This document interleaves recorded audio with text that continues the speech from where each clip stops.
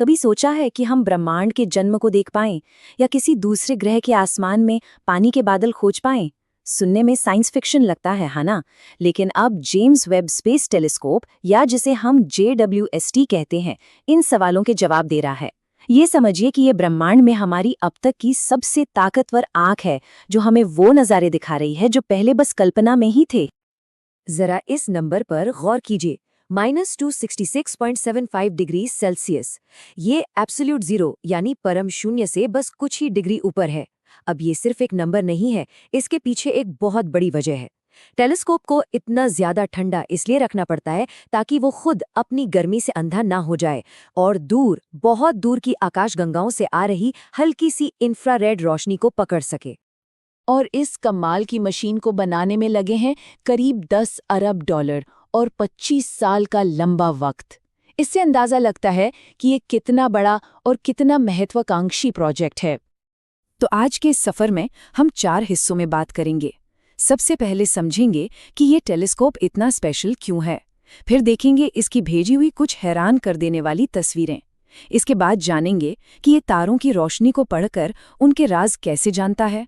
और आखिर में बात करेंगे सबसे रोमांचक सवाल पर, क्या हम एक और पृथ्वी खोज पाएंगे? चलिए तो फिर शुरू करते हैं और जानते हैं कि आखिर क्या चीज इस टेलीस्कोप को इतना क्रांतिकारी बनाती है। देखिए, हबल टेलीस्कोप तो पृथ्वी का चक्कर लगाता था, लेकिन JWST ऐसा नहीं करता। ये तो सूर्य की परिक्रमा करता है, और वो भी हमसे कोई 15 लाख किलोमीटर दूर, एक खास जगह पर, जिसे L2 पॉइंट कहते हैं। यहाँ ये पृथ्वी की छाया में रहकर खुद को सूरज की गर्मी से बचाता है, और इसके लिए इसके पास एक टेनिस कोर्ट के साइज की सनशील्ड भी है। ये सब सिर्फ इसलिए ताकि वो अपना बेहद ठंडा तापमान बनाए रख सके। तो अब आते हैं सबसे मजेदार हिस्से पर। देखते हैं वो तस्वीरें जो वेब ने हमें भेजी हैं और जानते हैं कि वो ब्रह्मांड के बारे में क्या नए राज खोल रही हैं। इन तस्वीरों को समझने से पहले हमें इंफ्रारेड लाइट के बारे में जानना होगा। असल में यही JWST की सुपर पावर है। ये एक ऐसी रोशनी है जिसे हम अपनी आंखों से नहीं देख सकते। इसकी वेवलेंथ ज्यादा लंबी होती है, जिसकी वजह से ये अंतरिक्ष में मौजूद गैस और धूल के घने बादलों के आर पार निकल जाती है, उन बादलों के पार जिनके पीछे अब तक बहुत कुछ छिपा हुआ था। तो हबल और वेब में फर्क क्या है? देखिए, हबल जैसे टेलीस्कोप विजिबल लाइट यानी वो रोशनी जो हम अपनी आंखों से देखते हैं उसमें काम करते हैं। वहीं वेब की दुनिया है इंफ्रारेड की, और यही इसका सबसे बड़ा एडवांटेज है। जहां विजिबल लाइट धूल और गैस के घने बादलों में फंस कर रह जाती है, वहीं इंफ्रारेड लाइट वो इन बादलों के आर पार निकल जाती है। मतलब वेब सीधे उन जगहों पर झांक सकता है जहां नए नए तारे पैदा हो रहे होते हैं, जिन्हें हम पहले कभी देख ही नहीं पाते थे। हमारी पहली तस्वीर है एक तारे के अंतिम पलों की। ये है सदर्न रिंग नेबुला। हम यहाँ एक तारे को मरते हुए देख रहे हैं, जो हजारों सालों से धीरे धीरे अपनी बाहरी परतों को अंतरिक्ष में बिखेर रहा है। अब यहाँ कुछ बहुत दिलचस्प है। ये एक नहीं बल्कि 2 तस्वीरें हैं जो वेब के अलग अलग इंफ्रारेड कैमराज ने ली हैं।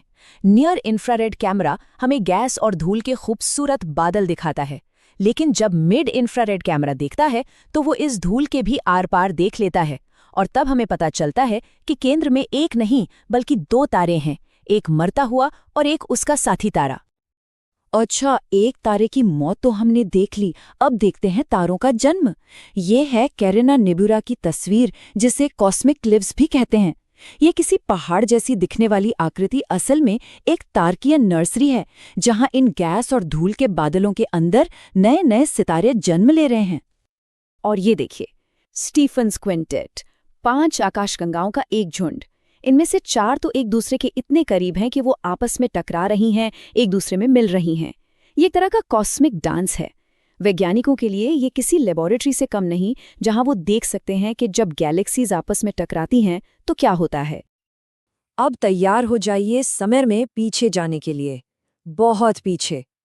ये जो तस्वीर है, ये ब्रह्मांड की अब तक की सबसे गहरी और सबसे पुरानी तस्वीर है। हम ऐसे में S0723 नाम के एक गैलेक्सी क्लस्टर को देख रहे हैं, और इसके पीछे जो धुंधली सी रोशनियां हैं वो 13 अरब साल से भी ज्यादा पुरानी हैं। हम लगभग बिग बैंग के ठीक बाद के यूनिवर्स को देख रहे हैं। सवाल ये है कि वेब इतनी दूर कैसे देख पा रहा है? इसका जवाब है ग्रेविटेशनल लेंसिंग। होता यह है कि जो सामने वाला गैलेक्सी क्लस्टर है उसका गुरुत्वाकर्षण इतना ज्यादा है कि वो अपने पीछे से आने वाली रोशनी को मोड़ देता है और उसे बड़ा कर देता है, बिल्कुल एक मैग्नीफाइंग ग्लास की तरह। और इसी की वजह से हम उन बहुत दूर की बहुत पुरानी आकाशगंगाओं को देख पा रहे हैं। तो एक बात साफ कर दूं, JWST सिर्फ खूबसूरत तस्वीरें ही नहीं खींचता, इसका एक और बहुत जरूरी काम है, और वो है रोशनी का विश्लेषण करना। ये किसी भी तारे की रोशनी को तोड़कर उसके केमिकल फिंगरप्रिंट्स का पता लगा सकता है। और इसी कमाल की तकनीक का इस्तेमाल करके वेब ने एक ऐतिहासिक खोज की है। उसने हमसे 1150 प्रकाश वर्ष दूर एक एक्सोप्लैनेट यानी सौर मंडल के बाहर एक ग्रह वास्प 96b के वायुमंडल में पानी के साफ साफ संकेत पकड़े हैं। अब ये काम कैसे करता है, इसे समझने के लिए एक आसान सा उदाहरण लेते हैं। सोचिए, कोई पत्ती हमें हरी क्यों दिखती है? क्योंकि उसमें मौजूद क्लोरोफिल सूरज की रोशनी में से लाल और नीले रंग को सोख लेता है और सिर्फ हरे रंग को वापस भेजता है। JWST भी बिल्कुल यही करता है।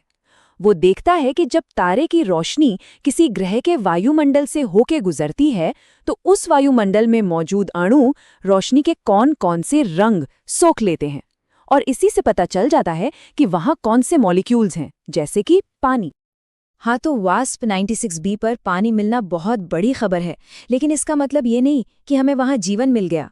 असल में ये ग्रह रहने लायक जगह से बहुत दूर है। इसकी सतह का तापमान 530 डिग्री सेल्सियस से भी ज्यादा है, बहुत ही ज्यादा गर्म। और यहीं पर हम वेब टेलीस्कोप के असली मकसद पर आते हैं।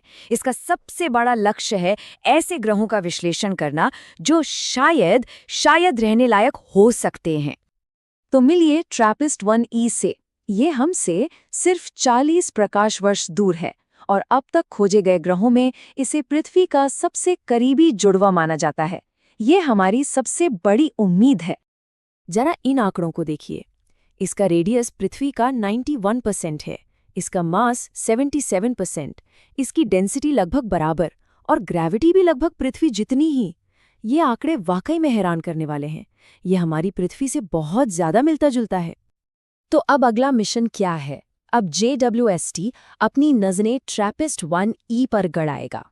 वैज्ञानिक वहां जीवन के लिए जरूरी 3 मुख्य चीजों को खोजेंगे। क्या वहां तरल पानी है?